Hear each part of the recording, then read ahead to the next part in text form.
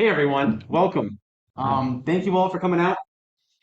It really says something for folks to willingly come to a workshop about the Farm Bill. I'm sure the little the little that I've come to learn over the last few years. I say relatively little because the Farm Bill is a massive piece of legislation that gets has to get renewed every 5 years. And we're obviously not going to get into the nitty gritty of it today, but we are very much going to do a little bit of a 101 um, on what the Farm Bill is, why it's important.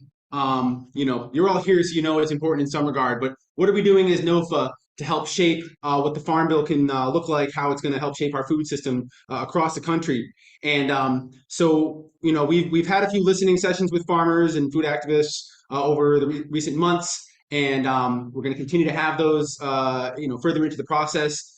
And we just wanted to share where the NOFA staff, our interchapter policy council, a bit of a working group that we've had organizing for a few months now to hone in on what are the defining principles that we want to organize around when we're advocating for finer policy points in the Farm Bill. So we're going to be introducing that platform, getting some feedback from you on that, and just to see what floats to the top for you, what you find most important, or maybe what you see as some glaring omissions. And I do suspect that we will identify amongst you here in person and there on Zoom advocates who are going to be particularly involved in this process as we engage with our members of Congress.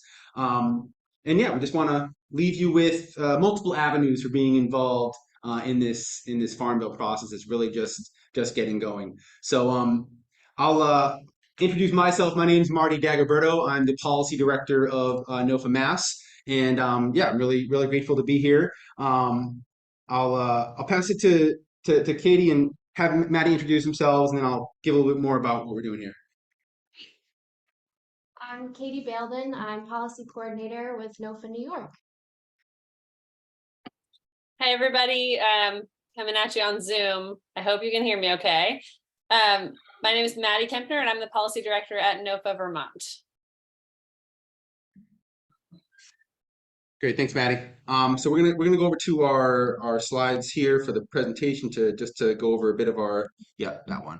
So you can go slideshow. How do we get rid of this here? Yeah, that would be important to do that, I think. Yeah. All right, cool. All right, zoom. Come on. Oh, there you go. All right, great. So just a couple of ground rules agreements we wanted to throw down here, just to have a generative experience here together. Chatham House rules, as they say, participants will be free to use the information they received here, but we ask, confidence. People are sharing stories. You want to check in with folks before you share specifics outside of this meeting. Nothing that is stated by any participant here should be presumed as the official policy of any organization that they're affiliated with. We want people to be able to speak freely, to speak genuinely, and to workshop things that they're thinking about. We assume everyone's coming here with the best intentions, to come with positive expectations for what we're going to be doing here. To be honest, to be direct, just to have candor with how we're thinking about these issues. This is really a workshop. We want to hear what's coming up for you, and that does require to come in with an open mind, to be an active listener. And also to be conscientious about how much space we're taking up. So the whole step up, step back. If you find that you're someone who, like me, is more likely to get out there and talk, might just take a minute to step back and make room for other voices. And the corollary of that, if you're someone who's on the quieter side, we encourage you to share your thoughts. Great. So, sorry, we got a little bit of feedback there, but I'm gonna pass it over.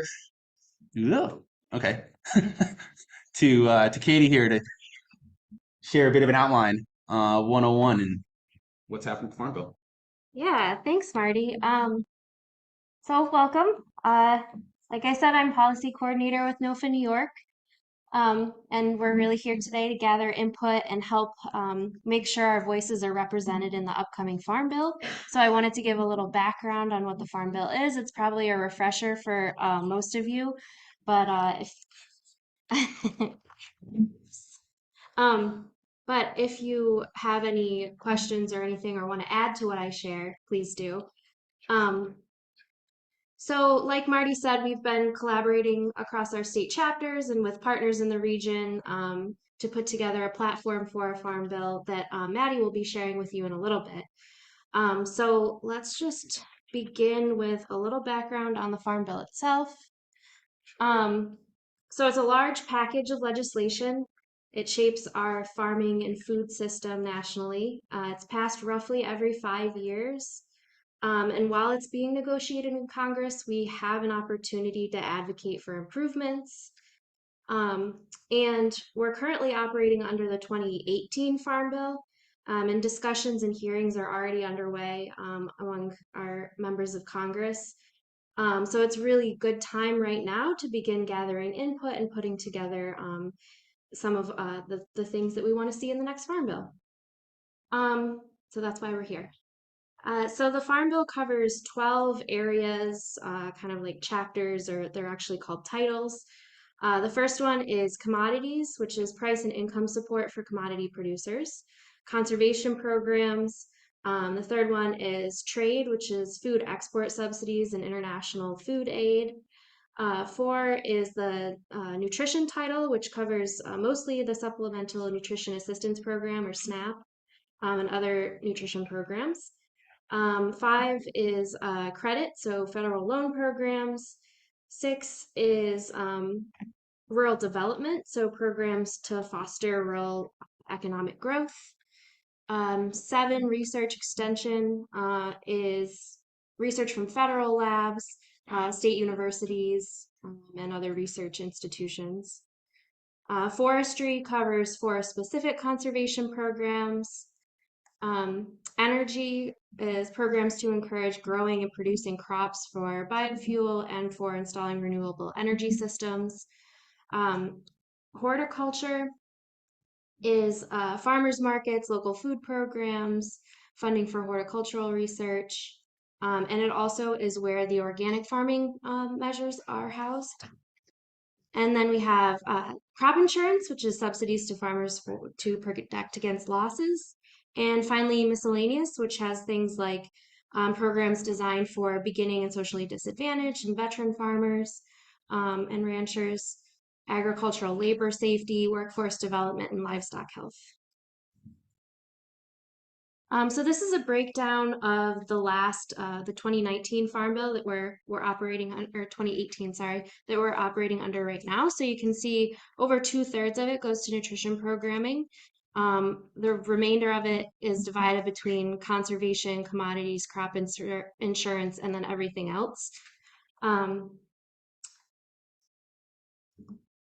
So these are some of the programs that are part of the Farm Bill that you might be familiar with. It's not an exhaustive list. And actually, if you want to see a better list, there's some brochures on the table down here that Callie brought for us that has a pretty robust list of programs. And one thing we're going to be talking about a little bit today is marker bills. So marker bills are introduced by Congress to signal policy ideas and proposals and to gather support from other members of Congress and from activists for particular policy ideas. They're not exactly designed to pass as they are, but they are to kind of mark interest and begin discussion on how these policies might fit into the Farm Bill. So on your handout, there's actually a list of some of the marker bills that we have been discussing in NOFA and are supporting going into this Farm Bill session. And just really quickly on the timeline, so right now, our members of Congress are having hearings with their constituents and learning about folks' priorities for the Farm Bill. Next, each of the houses will go into committee to come up with their version of the Farm Bill.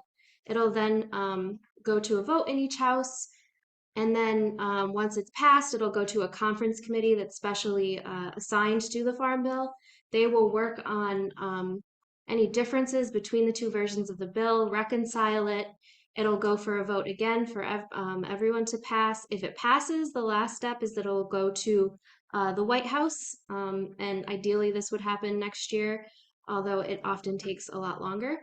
And then it'll be signed into law or vetoed by the president. So That is the kind of timeline we're working on. So we're right in number one, right in the beginning, trying to have conversations and work together to shape this thing. So that is a quick rundown, and I'm going to turn it over to Maddie.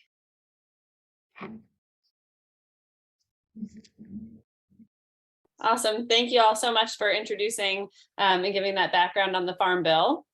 I'm wondering if we have here, I don't have access to this slideshow. Are there slides that go through our principles here? Yeah. Can we put them in there? Yes. Okay. Awesome. Thanks, Marty. And thank you, Katie. And thanks, everybody. I wish I could see all of you, but it's nice to be here with you virtually, at least. So I'm going to go over a little bit of NOFA's Farm Bill platform, which is in progress. We are setting out some really high-level principles for the 2023 Farm Bill and what we really want to see. And our goal is really to set forward some fairly transformational principles and vision for a farm bill that really serves farmers and eaters in our region and supports organic agriculture. So my job today is to go through some of our principles and share them with you all. And then after this portion, we'll be going into breakout groups to get into this a little bit deeper and kind of hear feedback from you all about what you want to see in the Farm Bill and how you align with what we're thinking about. So our first principle is that we want a Farm Bill that is investing in organic and agroecological practices as solutions to our climate and biological crises. And that also includes protecting the integrity of the organic program. NOFA, as you all know, is one of the earliest organizations in the organic movement, and we really want to make sure that the Farm Bill takes steps to protect organic integrity, to support existing organic producers, and to help more farmers transition actively to organic and agroecological practices. And we can share more. I'll say too, what I'm going to share with you now are these sort of high-level principles, and then in our breakout groups, we'll have a chance, and we have some handouts that get into a little bit more of what the actual policy priorities look like under each of these principles. So you can go to the next slide. Our second principle is really about ensuring fair treatment and just livelihoods for farmers and workers throughout the food and farming system. This is really core. I think it's obvious to, I'm sure all of you, very obvious to us that really people are at the core of what makes a healthy food and farming system. And we want to make sure that the Farm Bill and all of our federal and state policies really are ensuring that people can make just and dignified livelihoods on the land. So that's really important to us. We can go to the next slide. This one feels a little bit like there's several facets of this principle, but we really want to see a Farm Bill that is breaking up consolidation and really reinvesting in rural communities and rural economies and increasing fairness and resilience of local and regional supply chains. So we want strong local and regional food systems that support farmers and eaters, that shorten supply chains and make our farming system more nimble and less reliant, on large agribusiness corporations. So we have some policy priorities geared toward doing that. Next slide. We want a Farm Bill that centers racial justice across all programs and repairs both past and ongoing racialized harm.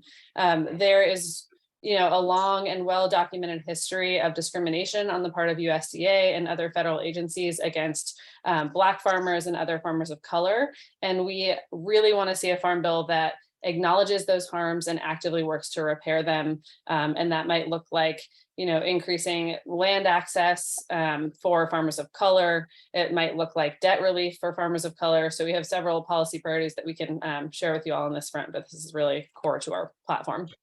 Next slide, please.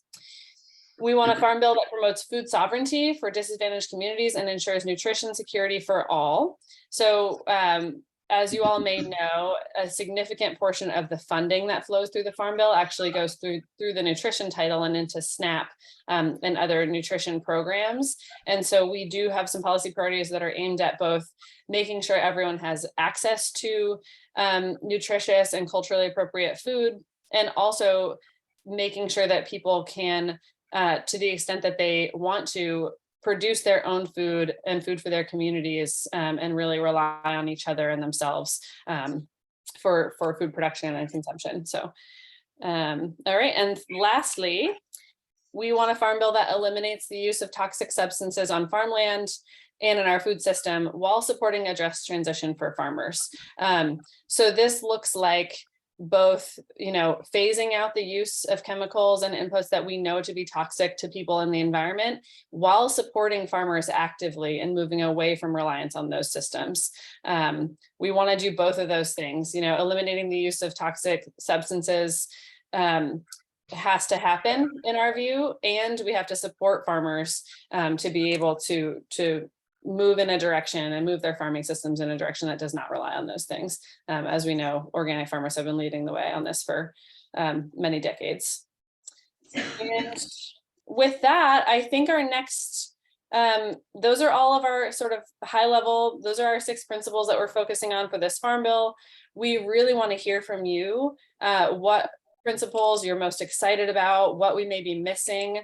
And I think there in the room, we're going to have some polls to have folks weigh in, and I'm hoping that we're able to do that here on Zoom too. So Marty or Katie, I don't know if you want to tee us up with what's going on here in the room. Are you able to get we don't have a poll ready on the Zoom, do we? Is that easy enough to do? Yeah, I can do that. Cool. So Katie's gonna get a poll going on the Zoom there to help folks that are on Zoom to weigh in on these just an initial hit on these principles. For those that are here in person, I don't know about you, but I miss the old school facilitating technologies. Never mind Zoom polls. So print paper, markers on the wall. We have multiple colors here. I'm hoping we can get some audience participation, and as a bit of an inducement and reward, we have these magic chocolates from Dagoberto here. So come on down and grab a chocolate, grab a marker, and then take a look at our 6 principles here. And if you can just mark them up, pick the three top that you really resonate with. That if that was your one to put at the top of the stack to catch their attention, that's the one you want to put up there. Just as a rough gauge of like where the energy is, where the excitement is around these 6 principles. So you can put just pick a marker. You can put make your own symbol, your own star, whatever. But we just want to see this lit up a bit as a representation of our thoughts on these. So if you want to review your handout there again. Those 6 principles are written out here. When you're ready, come on down, grab a marker, and then say after you put the marks up, you can grab a candy bar here. But please do get some steps in and check it out. There you go. Thanks for getting going there. Thank you. I'll make the first mark. All right, thanks, Kyle. Let's do this. How tall on color though? Well. And for folks on Zoom, I think Katie's working on a poll for us here, so we can get your input as well. And we'll also have time to discuss in breakout groups a little bit more. So this isn't your only opportunity for input. You can pick 3. You can pick 3. I mean, you don't have to, but well, I need 3 different colors. Oh, same color. Let's keep it so we're gonna have about half an hour to discuss these principles and some of the policies that you see there. Things we want to make sure get elevated. We do want to make sure that each group does have a note taker and know that they will be sharing some of those high-level observations and nuggets back when we report back. Classic thing to do here. Again, I miss these old technologies. So we'll make sure you got markers there. But if y'all want to start moving towards getting to small groups, I'll repeat these and we'll put them up there on the screen so you see them. But we'll ask you. What resonates with you, where did you put the dots and why? So be talking amongst yourselves on which ones really resonated with you. What do these principles mean to you? And then, did we get anything wrong here? What would you change? And finally, what's missing from the principles that we've laid out, and what would you add? I mean, I'll tell you, like I said, Farm Bill is huge, and we curated the policy platforms of about a dozen different allied organizations, as well as the output of our listening sessions. I think it's about a 60-page Google Doc that we're working with of all these different points of various levels of granularity about the Farm Bill. And so we really just, to get oriented on that, wanted to hone in on the principles that would dictate, our policy priorities moving forward. And so this is a high-level discussion really about what are the motivating principles behind our Farm Bill actions. So how's that sound? Do we need to do count off in numbers, or are folks good getting down into groups? What's that? Oh, the poll. Well, I mean, you all can see the poll results here. Well, let's see. All right, so we have 6 on 1, 6 on 2, 3 on 3, 5 on 4. Oh no, that's on. Oh, hold on. All right, yeah. 4 on 4. Or 5 on 4. I don't know what that star is. Anyone do that blue star? Which one? That's for 4. That's 4. Okay. So it's pretty well spread. Very equitable poll here. 5 on 5 and 4 on 6. So I'd say 1 was probably. Yeah, it's pretty even spread. I'd say there's no statistical difference between them, which is good. I mean that tells me that we have a pretty good, well-rounded representation there. Here's the online poll results. Oh, great. So similar story. Similar story with we're investing in rural communities edging out a little bit, but again would not be statistically significant. All right. Well, I'm curious to hear, and I hope you're curious to hear from your neighbors and your groups what really resonates with them, what they marked up here, what they think might be missing, what might be off base. Let's get into small groups. And remember, we want everyone to be heard, everyone to have time to speak. We got plenty of time here. We got a half an hour for small group discussions. I'll be floating around to answer any questions. But yeah, let's do it.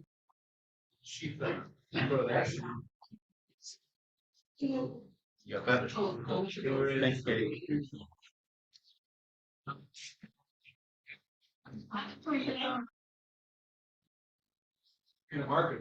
Who needs markers? Who do? So we're gonna come back from our breakout groups at 11:05, just so everybody knows, and we'll send out a call to let y'all know. Our folks joining remotely, we will also be hearing from those breakout groups as well. But I asked for a volunteer, come down with your paper, and maybe you can just throw it up over here. And we got our mic here that should pick you up for our folks joining remotely, just to share, 3 top line, things that floated to the top. We will be gathering these notes and incorporating them into our working document there. So none of that will go to waste. But we do want to hear some of the top line observations. 3 minutes each if we could, so we can hear from all of our all 6 groups, 3 here and 3 online. Do we have a first volunteer to come up? Jeremy, come on. Sure. Get voluntold there. Okay. So I'm actually gonna call out some more group members. All right, but more delegate. All right, we got 2 minutes. You call out. We want whatever. Here. Okay. It's not gonna translate. So one point we came up with that we noticed, more of an observation, is that numbers. Oh, they're right there, right? Numbers 1 and 4 we can't have without the other. If we're investing in the integrity of organic, investing money in organic, we know the beneficiaries of such programs historically have been white. And so 1 and 4 they can't exist without each other. But that was an observation we made. Bethany made also a good observation about the movement toward climate smart practices, that terminology and what that means. Do you want to? Well, and just making sure that we continue to work to support the cost share program and for to like the charge in our farming practices. So worrying about the terminology and losing ground funding to support. So I just want to repeat that for our folks. We have our mic here, so that was about making sure that climate smart agriculture. You say it again. Just that we still have funding for cost share, that like this movement toward the terminology of climate smart agriculture doesn't started. Right. So making sure that push for climate smart isn't siphoning resources from organic, right? Yeah. Great, thank you. Another observation we made that if we look at number 2, again, number 2 is paramount because we have to ensure that this is a livelihood that people want to go into. right? So why would we focus on any of the other ones unless number 2 was front and center? You know, we have to ensure that we look at that fair treatment, fair pay. Otherwise, the rest, you know, why are we doing this? Why are we here? So that's the observation we made. And then we had a final thing I want to point out from Mary about land management. Yeah, that just, I felt it wasn't a kind of front and center because we've got to address this climate crisis. And when we move into land management, rather than, we'll incentivize, rather than make it, you'll be penalized if you don't do it, but rather we incentivize it by saying, you know, your cost share or your or what you have to pay to be certified organic would be backed off 50% if you increase your organic matter of growing by 0.5% a year. So incentivize the use, or maybe, and then the thing is, and let them know that there's, by minimizing the inputs and the fertility and the toxins, that they're making money on that end, and then they'll gain incentives by managing the land the right way. So you take all those incentives together and you make people want to do it. Positive incentives for regenerative land management. Yep. Very good. Cool. That's it. And then I know we have a short time, but I just want to offer floor to our remaining Chelsea and Al if you need to say anything. Okay. No. All right, thank you, Jeremy. Thank you. All right, we're gonna have to keep it on. Sorry, no, good. A lot of good stuff. I know. I'm glad that we have this tension of all the great ideas here that in the limited amount of time. So we have someone else. We'll go. I'll make it 3 minutes. All right. All right.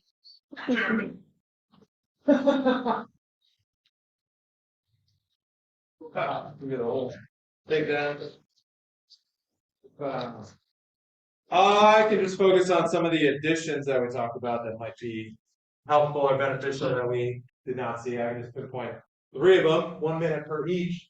One, we thought maybe a principle, something that wasn't in there, was about supporting new farmers and trying to. Sorry, you can take that off your head. Oh, you snap and you're like, yeah, you're like, think about principle. So something about supporting and developing new farmers. Any additions to that? So just a thumbs up on that.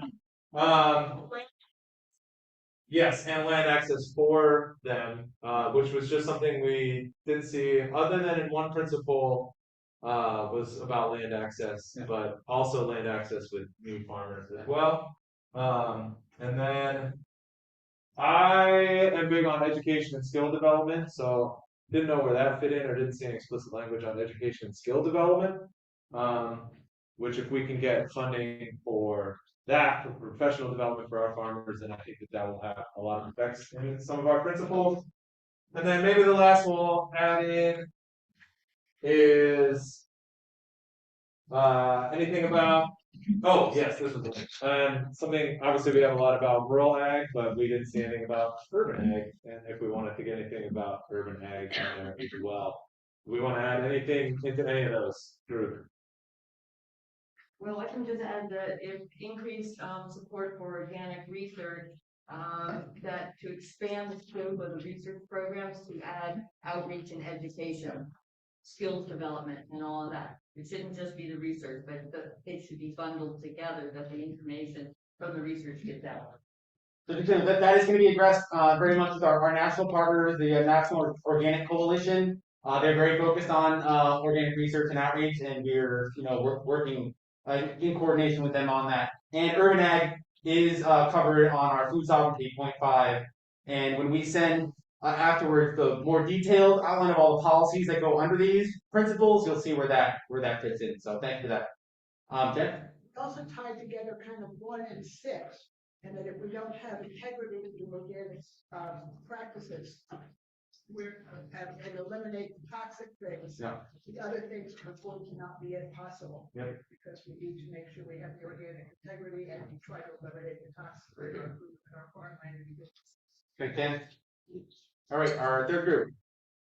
Cool. Can I just present from up here? We want to have him come down for the benefit of folks on Zoom. Great. A similar note about merging 1 and 6. Great. And there was a very helpful note in our group about specifically calling out specific substances like synthetic nitrogen, potentially in number 6.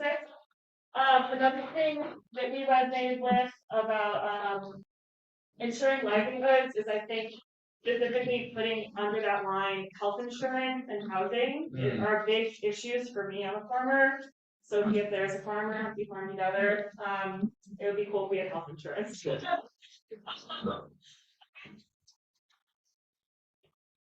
Big emphasis, I think, about increasing capacity for cold storage and processing in order to ensure that small providers can function year round. And there was a really cool quote that I highlighted here that Jan, or who said this in our group? I actually don't remember. Food web, not a food chain, which I think, I don't know, put that in somewhere. Farmer to farmer network and creating more opportunities for farmers to speak with each other and speak with other representatives about how exactly we would use it to starting our own farms, and an emphasis on incubator programs. There's a cool one out on Long Island where we farm. And I think I had one more thing I wanted to say. Oh yeah, we talked about the potential relationship between conservation organizations and agricultural organizations, how they can kind of function together in terms of biodiversity and how that could serve both communities and be a symbiotic partnership. Great, thank you so much. Let's hear for our report back here and everything. And we're gonna go over to hear from our groups on Zoom here. So do we have anyone? I believe we have 3 groups here. Anyone there on Zoom ready to share some nuggets from your group? I'm happy to start if nobody else wants to. Oh, we can't hear. Oh, sorry. Let me see. Hold on, Maddie. Yep. All right, go ahead. Okay, can you hear me now? Yep. Okay. Oh, now I can hear myself too. Okay. We talked I think that might be tricky. We talked a lot about in general, our group had consensus that we were all excited about all of these principles, and folks are excited about kind of movement on any of them because it helps the broader whole, which I think is great. And we talked about kind of picking some low-hanging fruit items as a good strategy because it helps to be a hook for everything else. And sort of in part what we're doing with these principles and our platform is educating people about the connections between all of these things and how important that is as a part of the natural process of legislation. And one point that was raised in terms of strategy too is making sure that we have state legislation and and local policy too that is backing up and sort of serving as a backstop for legislators at the federal level to be able to support these things. I loved Lenore made a great point about sort of the energy and naivete and urgency of youth combined with the patience and wisdom of elders. And I think I love that idea of sort of intergenerational policy and advocacy work. And I think NOFA is a great place to help make sure that happens. We talked a little bit about appealing to Republican legislators and making sure that we can frame all of these things in a way that appeals to the kind of broadest audience possible, which I do think is possible if we're thoughtful about it. We talked about making sure that everything we're talking about, that we're clear about the past, present, and future on all of those things, sort of where we're coming from, where it is now, what's the status now, and sort of what success really looks like, and enumerating that super clearly. We talked about educating legislators around the greenwashing that's happening around climate smart and regenerative ag, and paying attention to who's defining that and kind of redefining it for ourselves. And then lastly, Stephen made a really good point that when we think about policies that actively support small farms, we have to get really specific and enumerate exactly the kinds of support that small farms need. And I think, again, NOFA is in a really great position to be one of the leaders in helping to do that. So those are some notes. All right, thank you very much, Maddie. Do we have anyone from either of the other two groups? I can present from our group. Great, please Can go you all ahead. hear me? Great. So yeah, we talked about a few things. One, for the first principle on climate crisis, we talked about the need, in addition to promoting organic farming, also having climate resilience and recovery support. So, you know, from farmers who are having to learn and implement new practices to respond to increased heat, drought, all those sorts of things. And also, you know, when in really severe cases, is there a way that, you know, there can be money to buy out farmers who really can't farm on the land that they're on anymore? That sort of climate responsiveness. In terms of the racial justice, we also, similar to what an earlier group was talking about in terms of education, thinking about what education is available for teaching ancestral practices.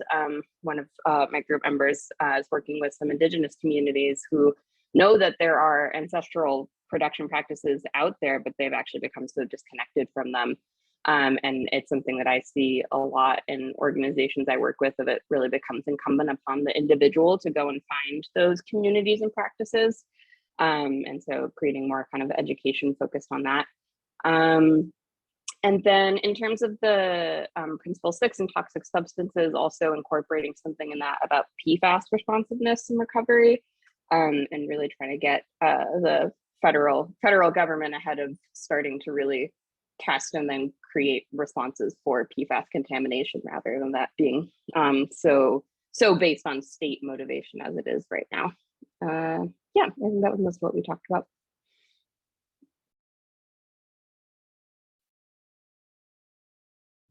Thank you so much, Francesca. And I believe we have one more group. Yes, that would be my group.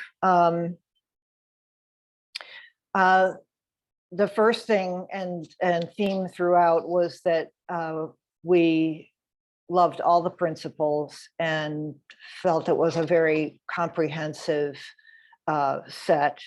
So it took a little pushing to, you know, where we were going to make improvements. One of our members is very interested in grassland conservation and had studied the previous farm bills and their effect in sometimes working against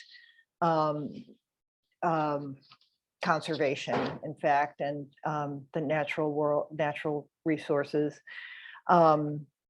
So the interest in the parts of these principles that can leverage the farm bill in the right direction.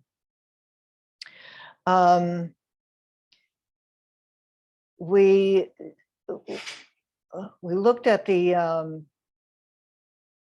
number 6, the elimination of toxics and the just transition of farmers, and noted that phrase "just transition" is means a lot of different things in different situations, and the idea of supporting farmers, much as others have said already, either new farmers or existing farmers in developing organic methods, you know, is something that could be brought out. And so again, more attention to the language. And in relation to that, I told the group a little about something called motivational interviewing, which is being adapted to the environmental movement.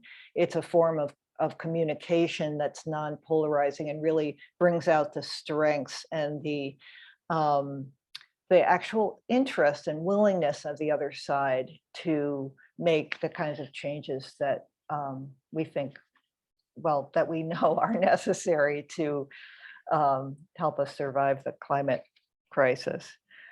Food sovereignty, I would say, is something that's a vision that is very inspiring and does bring in the urban agriculture, especially the way it's framed in the principles here. So that was a strong one, and a kind of a line of communication that could be fleshed out and foregrounded. So I can leave it at that. Awesome. Thank you so much. And I did say in the chat, if folks do have any notes you can share with us to incorporate into our further refinement of this, please do send them to me at marty@nofamass.org. You'll see it in the chat there. But yeah, thank you all for there on Zoom. It sounds like we all had generative conversations all around. And this kind of just simple principles-based ideas. These are the kind of conversations we need to be having with our members of Congress and with the folks that are going to be shaping the Farm Bill. And that's really what we're hoping coming out of this, that you will all feel better enabled to have these kind of conversations with your members of Congress. We're going to talk about some opportunities coming up that we're organizing for you to do just that. Yeah, so thank you all again for having these conversations and for sharing notes with us and ideas for ways to improve our platform. We will continue working on it. If ideas come to you after today and you want to reach out to Maddie, Marty, or I to give us additional input, please do. Another way to give us input, we created kind of a pre-post survey, so most of you online probably already filled it out, but you're welcome to fill it out more than once. It just leaves you some typing space to give more feedback on the principles themselves and a little information about you. So please feel free to take that if you haven't already, or if you have already, you can take it again. And then the House Agriculture Committee is seeking input on shaping the next Farm Bill. There is a survey. I think if you just Google House Ag Committee Farm Bill, the survey should be pretty easy to find. And then finally, each of our chapters, we've been working together on planning some farm tours, field-based farm tours with members of Congress. So stay tuned for announcements and invites to those from your closest chapter. And if you're not signed up to get emails and notifications from your chapter, definitely do that so you get those announcements. And I'll say right now, for those in Massachusetts, we have Congressman McGovern coming on the 16th and 17th, going to about a dozen different farms, 7 of which are organic farms in the NOFA network. So if you want to get details on that, just hit me up after this. We'd love to have you come along for the whole thing, a couple stops, and get some FaceTime with McGovern. He's a great ally on the Ag Committee. Anything else? I think that's it. Cool. Well, yeah, thank you again for all your input, and yeah, thank you. Hey, from me and all of us here in Zoom land, thank you all for great conversations. It was really, really wonderful and generative to hear from the folks in our breakout group and from all of you there in the room. Really, really appreciate it and hope you will stay in touch with us. Cool. More work to do. Thanks, everyone.